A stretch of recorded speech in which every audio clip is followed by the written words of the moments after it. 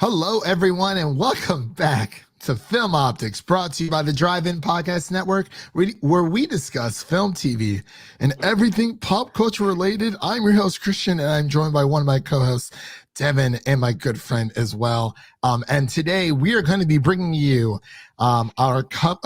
Wow, I'm sorry, everyone. It's been a long freaking week, so please bear with me.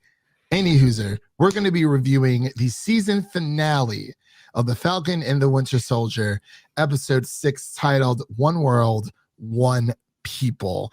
And before we begin today's review, you can listen to our podcast on platforms around the internet. You can also check us out here on YouTube as well, and follow us on Instagram and Twitter at Film Optics for all of our latest announcements. Devin, man, it is freaking Friday, my dude. What's up? We made it. We made it barely.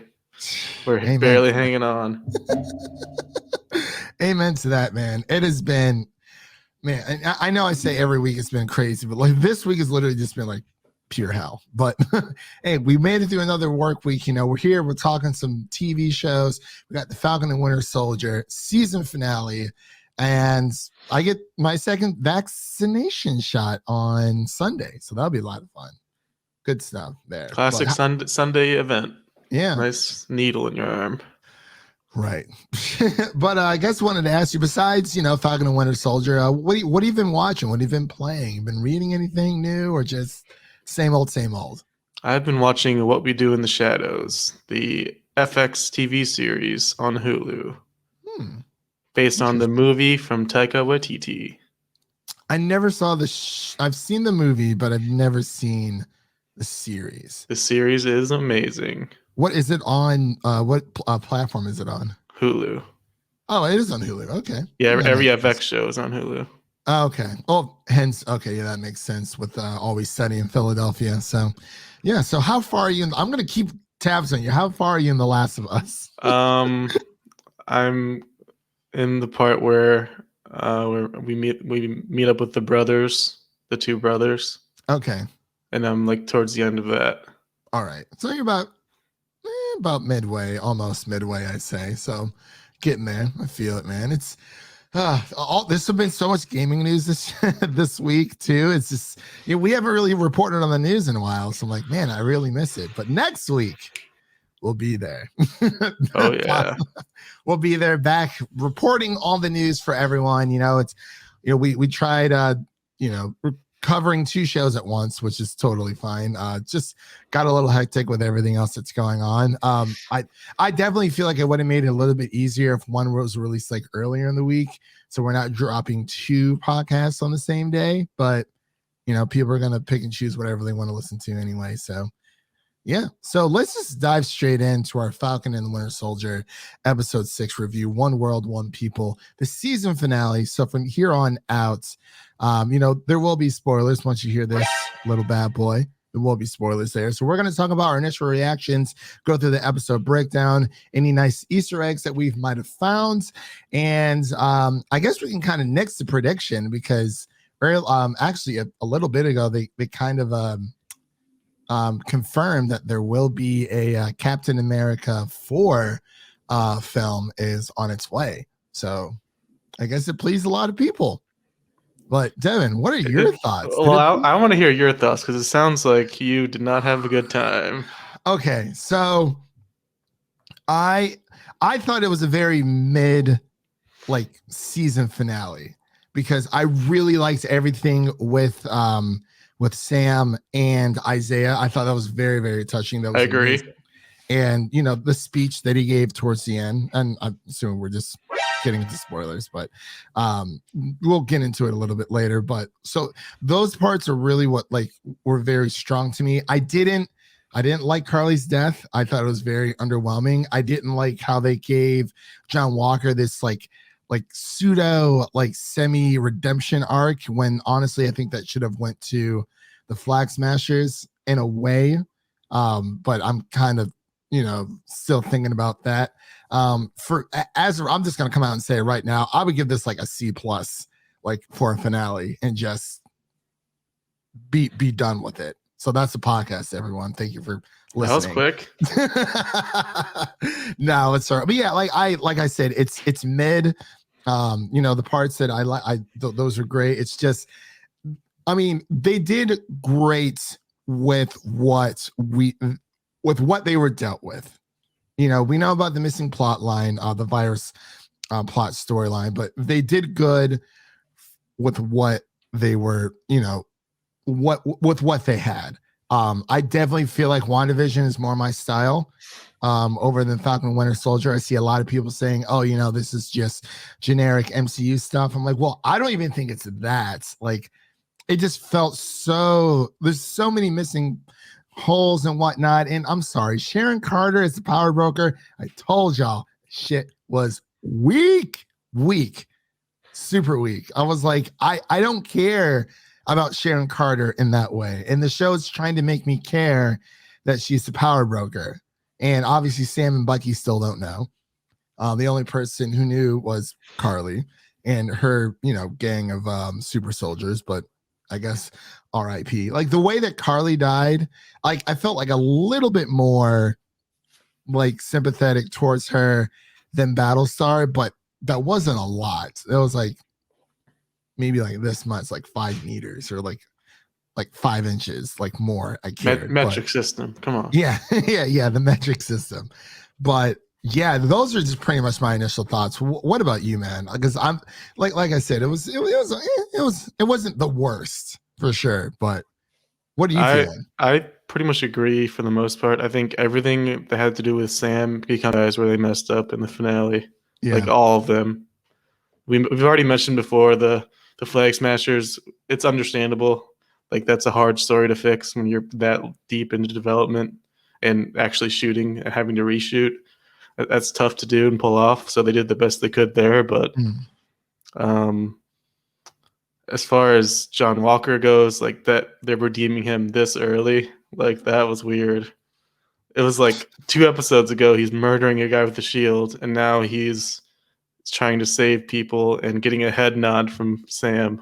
Yeah, that was weird. It's weird. Did not like that at all. I mean, yes, did he do the right thing? Did John Walker do the right thing by trying to save those people on the truck? Absolutely.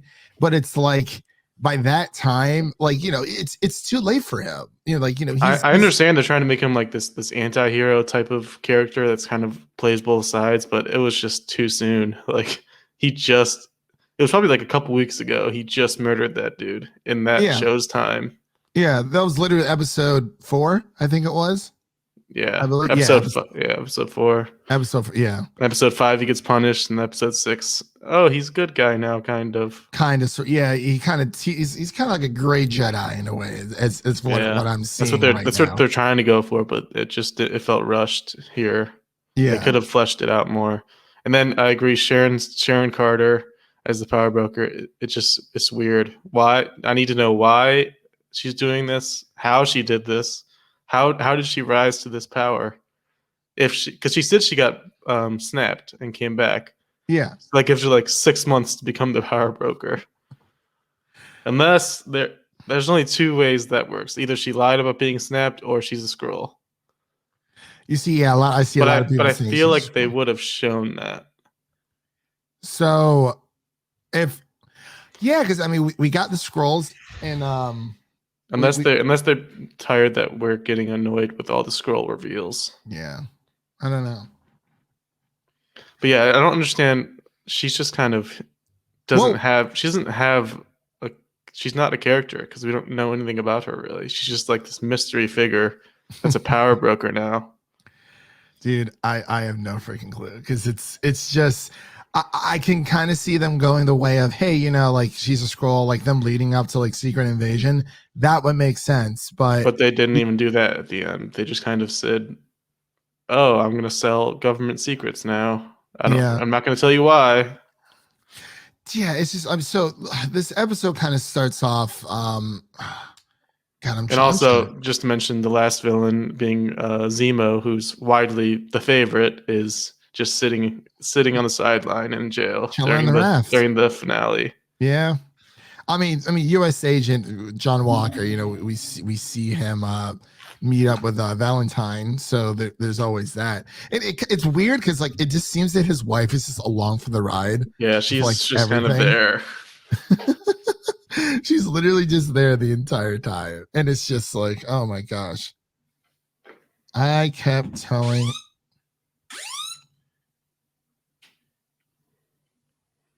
Sorry about that. I don't know what just happened there. It's like parents are calling. I'm like, I told her I was in the middle of recording, but that's fine. Any hooser. Yeah. So sorry, what what were you saying? We were just talking about how the bad guys were all kind of messed up in the finale. Yeah. The Flag Smashers just didn't like they didn't really hold my attention. Like, and I'm willing to set that aside because of the issues they had, but then it's like Sharon Carter and John Walker and Zemo, they messed those up too. So it's like, yeah, I can give you one break, but you got to kind of come through with these other characters. Yeah. And Carly's death, like it meant nothing. I felt nothing. They like brought her down like an angel from heaven. I was like, I don't care. Just toss her to the side. And like, she definitely like showed a lot of potential. Like she really, really did, because like she quickly became... also can't forget Batroc. That dude's finally dead. Batroc. Who was that? Batroc the Leaper. Oh, dude, he was so forgetful. He's finally dead. That we can get rid of him now. I couldn't. I was just like, dude, really? I don't know. And I hate that we're, you know, Debbie Downers about this, but it's just I'm kind of disappointed. I don't know. I'm just. I do think they nailed everything to do with Sam and Bucky's arc. Sam and Bucky, yeah. Which at the end of the day, that's what the show's about. We said the same thing about WandaVision, where it's the title of the show, and that's what they set out to do, and they did it. So you have to give them some credit for that at least. But yeah, it's just even with like Bucky's, like he just like we don't see, you know, the I think it's Vietnamese or Japanese. I think I really don't. I don't want to you know, assume, but Asian, I'll just say, you know, we don't really see it. We don't see him until the very end, and he's just like, oh, like, you know, I killed your, you know, your son. And then like literally just like nothing happened. He just leaves. I'm like, I'm assuming the guy kicked him out, and then he kind of just sees a girl in the window, and then like that was it. But then he kind of got, you know, the wrap up with his therapist, which was okay, I guess. But I don't know. It's odd stuff. It just really is. I'm trying to think of, was there anything else I really liked? I mean, obviously the boat scenes are always a good fun time. I heard someone mention, I think it was Heavy Spoilers, mention that the boat was a good analogy for the Shield. How he has to work together with the community to try to clean it up and bring it back to where it should be. What did you think, John Walker's knockoff Walmart shit? His little dollar store trinket. It's General Mills. That's what I keep telling people. You get the Frosted Flakes of Tony the Tiger, and then there's a Frosted Flakes with the polar bear on it. It's right there. It's crazy stuff. Or it's like Cocoa Puffs, and then there's like Cocoa Circles or whatever, and it's like, okay, it's clearly the same thing. It's just I think I'm excited about the future of the show, though, as far as of Captain America 4. Do you think this will get like a season 2? Like no, I think the movie will be that instead, I think. Which is an interesting decision that they went for a movie instead of season 2. I think that was a smart decision. Anthony Mackie definitely deserves it. I'll say that. Yeah, and he deserves his spotlight. Yeah, I really do like Anthony Mackie as Captain America. You know, especially we gotta talk about that new suit. He's looking pretty fly. I'm not gonna lie, dude. Like as soon as I saw that, the first thing that came into my mind was A-Train. Like I didn't see that, but I think it was just not the wings, obviously, but I think it was just more of the goggles. Like when I was like, oh, like kind of looks like A-Train, but a souped up version of A-Train, kind of sort of. I just love how he incorporates the shield and the wings all together. He there's that one scene where he turtles on the ground and doesn't get hit by anything. He's actually, he's using the wings to his advantage. And it looks clean. It looks nice. I mean, that came straight from Wakanda, so I'm assuming there's some vibranium in those wings. Oh, yeah. Not gonna be tearing those off anymore. No, not at all. But yeah, it's great. He doesn't. It shows that he doesn't really need the serum. I kind of like that he doesn't have the serum. I mean, if he did, I feel like I don't think he'd be necessarily OP, because if his wings were to break for whatever reason, he can barely beat Batroc the Leaper, so he's not OP. No, not at all. In any danger of that. Yeah, can we talk about how Sam literally just schooled all those governors right after everything with the flag smashers? Yeah, that his speech was definitely interesting. It was definitely heavy-handed, yeah, but it definitely got the job done as far as showing his character and impressing Isaiah Bradley. That was a cool moment. You can just see he nods and he's finally yes, we did it. And I really he went the one male senator. He's like, you just don't understand. He's like, don't understand. He's like, I'm a black man wearing the stars and stripes. Yeah. He's like, what do you mean? This is the first time in a while we can both understand together. Yeah. It's crazy. And I was seeing a lot of things on Twitter where people are saying, Karli's philosophy made sense. And if I knew what it was, I might give you an opinion on it. No one knows what she was doing. I've been trying to piece it together all day, dude, and it just is not working out for me. It's not working out for me at all. She keeps trying to kill people and just they don't matter, and it's just why? One world, one people. Well, I'm not gonna lie, she kind of went on a little bit of a murder spree there for a bit. She tried. She didn't care. I mean, she's like, I'm trying to get this message across. Let's go. I was like, all right, well, I see what you're trying to do, but yeah, the whole thing with the power brokers and everything else was just a mess. Hold on one second.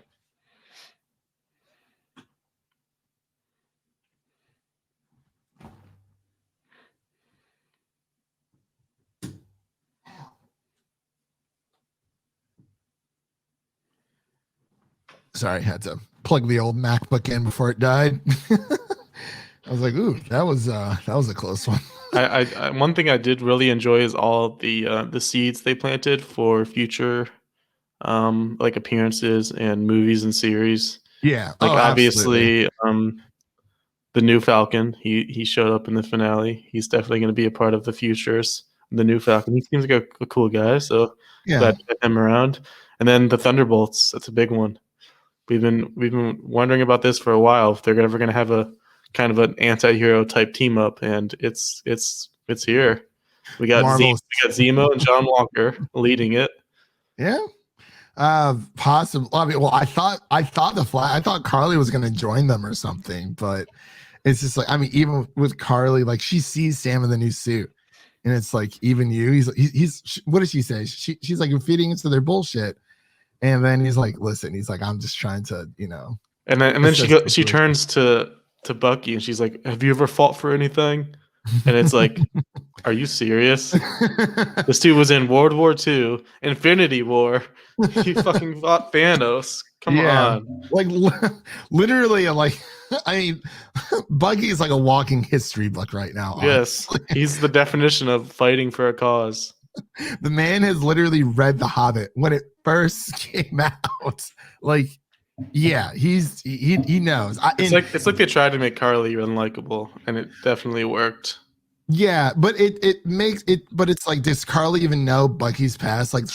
Or does she just know him as the Winter Soldier? Does she know how close she was with Captain America, or to some kind of extent?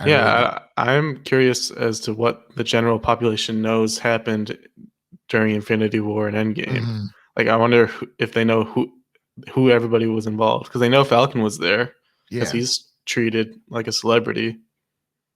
But I wonder if they know everybody involved. Yeah.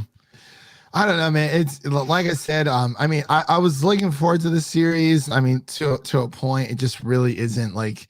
I don't think this, and it has nothing to do with the politics or whatnot. Like the, all the, the everything that they were saying. Like I thought all of that was fine. I think it's just I like these two together, but for some reason, I really don't know. There was something about this show. I was just like, I mean, I was excited. Like I watched it I woke up early every single morning and, I watched it, or not every single morning, every single Friday, watched it, before I hopped on Twitter to avoid spoilers and whatnot. But like, I thought it was decent all around. Like if I were to give this entire series, like this entire season, like a grade, it would probably be like a B minus, just because I feel like, I mean, it's I mean, we've known this before. Like a superhero movie is only as good as its villains, and I mean, they tried. Like I was super interested in the Flag Smashers when it first started, and then it kind of just went down from there. And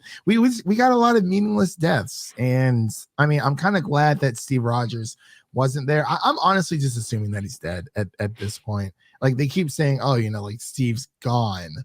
That's too careful of word choice. They could just say dead, but they didn't. Yeah, I guess it is the same. It's the same thing with well, actually, never mind. I was gonna get into Daredevil, but I don't want to ruin anything for you. So because you definitely need to watch that series. But for those people who know, when certain characters are gone, they know what they're talking about. For people who've watched Daredevil, but yeah, it like I said, it's a good series so far. Step in the right direction. I know I think Griff Schiller was not a fan of the ending of WandaVision or this, but sometimes people do need to understand that, even though the season finales for certain shows don't always land, like it's all about the journey that gets them there. I remember someone was, this Game of Thrones 10th anniversary is happening right now, and someone had tweeted saying, "Oh, I'm rewatching Game of Thrones, and it's making me physically hurt because I know how bad that how bad everything's gonna end." And I'm like, that's such an over exaggeration of everything. And it's like, okay, you're being a little bit extra there. Like, I mean, if you don't like the ending, that's fine. I wasn't super crazy about the ending of Falcon and Winter Soldier. Overall, I thought the series was okay. I know Amanda and a few other people out there, they love the series, and that's great. This series wasn't for me. They didn't like WandaVision, but I loved WandaVision. So, I mean, not everything that Marvel pumps out has to appease to every single Marvel fan. The same thing with Star Wars. There's a Star Wars TV show or movie out there for everyone. Like they cover so many crazy genres into one. The same thing with Marvel. So it's you kind of just pick and choose. Like I'm very excited for Loki. So there we go. You know what I mean? I'd probably give it a solid B, a little more positive, but I think they did a good job of showing their characters' growth, especially Sam. The idea of him having to accept the shield and everything that comes with it, and seeking out guidance from a former Captain America and his best friend and his former lover, I guess. Sharon Carter's just so weird. I don't know why she's here. She's I mean, I guess she served the purpose prior, but it's it was weird ever since she kissed Steve. Yeah, I mean, she gets a full pardon back in the United States, and then she gets a call. She's like, "All right, guys, we're gonna have access to all this, government secrets and stuff like that." I'm like, I saw somewhere that's probably leading into Armor Wars, which makes sense. The Don Cheadle show. He was in this. Okay, everyone was like, "Oh, they kept saying, oh, Don Cheadle's in this show." I'm like, he was in it the first episode for 2 minutes. Haven't seen this man since. That's all you needed. I guess. I mean, for Armor Wars, I guess that makes sense. It is nice that we are getting these Marvel TV shows. I mean, even though people aren't super crazy about this, I gotta say it's better than the Netflix MCU. Like, it honestly, if you're not watching Jessica Jones or like Daredevil or even like Punisher, like the rest, Defenders, Luke Cage is all right. Iron Fist. I mean, for a TV show, this stayed movie level quality the entire 6 hours. Yeah, it's impressive what they're doing. Yeah. What if Marvel had like their own version of Quibi? Maybe. They have those Marvel Legend episodes. Those are quick bites. I forgot about those. I haven't watched those in a while. Well, they only do it when like a new show comes out, right? Yeah, they do it for every character though. Yeah. I think I'm just more excited. Like I'm excited that we're getting these. Like as much as I love the WandaVision, I'm very excited for Loki. I'm excited to get into the TV shows for heroes we haven't seen. You know what I mean? Yeah. Like Moon Knight, Miss Marvel, She-Hulk, even Secret Invasion. You know, Emilia Clarke is now attached to that project, so it's like I'm more excited to see the newer heroes.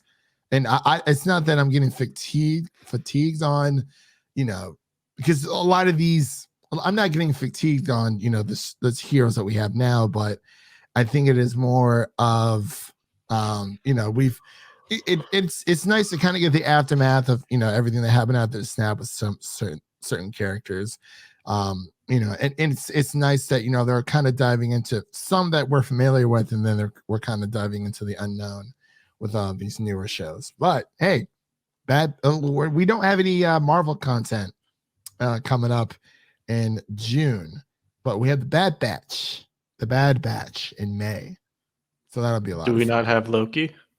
That's in yeah. I'm saying we don't have Marvel content until June.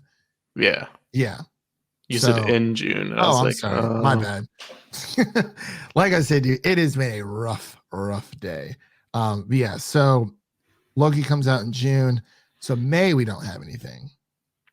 Well, we have the Bad Batch, like I said, but I think that's about it. Should have had Black Widow. Honestly, dude, July, like really? Freaking July. I gotta wait. Oh my god. I'm not gonna, don't get me wrong. Like the new trailer they pumped out. I'm surprised that new trailer showed so much new stuff. I'm actually kind of glad it did, because I was like, I swear to God, if we see the same, you know, 5-6 shots over and over again, just a little bit more, then it would have gotten stale. But I mean, July, man, we could have had it. But that's okay. So was that your my series score would be a solid B. The finale probably a B-. Okay. So yeah, for me, so series for me, B-. Season finale, C+. Yeah. Okay, cool. Sounds good. Yeah, I think that actually concludes everything today. We're trying to keep these a little bit shorter for you guys, because we also have our Invincible episode 7 review dropping by the time you're listening to this, it's already out. So definitely go check that out if you haven't already. So I'm pretty sure that covers everything. Also, I wanted to say really quick, I had the pleasure of interviewing one of my really good friends, Kayla Woodson. She's an up-and-coming country music star here in Nashville. I did about like a 30-minute review with her on the podcast. You can also check out a little bit more about her over at themusiccitydrivein.com. Wrote a little bit of a written piece, and she has a new single out that's called Watch Me. It's very, very, very good. She is a talented singer, deserves more, you know. But yeah, you know, it's all about the rise and grind. So definitely check that out. Devin, are we doing Mortal Kombat? Are you seeing that tonight? Yeah, I'm going at 7. Ooh, I probably should buy my ticket. I had it, and I'm dog sitting this weekend. So I'm trying to figure. I might have to skip this one in Dolby and just go to the normal one, because the Dolby Theater up by me, it's a little bit. I mean, worst comes to worst, you just turn on HBO. Oh, dude, I forgot it's on HBO. But okay, I don't want to watch this in HBO on HBO. I need to get back to the theater. It's been so long. Yeah. Absolutely. Like it's just man, oh man. But anyway, so I feel like we should review for Mortal Kombat maybe sometime next week, but we'll definitely figure that out and let all of our wonderful listeners out there know. But that pretty much concludes today's episode of Falcon and Winter Soldier, episode 6, the season finale, titled One World, One People. Again, Devin, thank you always for coming on. Everyone who is listening on podcast platforms, make sure to leave us a 5-star rating and review on Apple Podcasts. It really helps out with our placements. If you're watching it here on YouTube, give us a like, give us a subscribe. Let us know what you thought about the season finale of the Falcon and the Winter Soldier in the comment section down below. So let's just get on out of here because we got another podcast to record. And that's a wrap for today, everyone. Thank you all for listening. Make sure to check out the other shows over on musiccitydrivein.com and subscribe to our show so you never miss an episode. That was Devin. My name is Christian. We'll see you guys in the next one. Peace.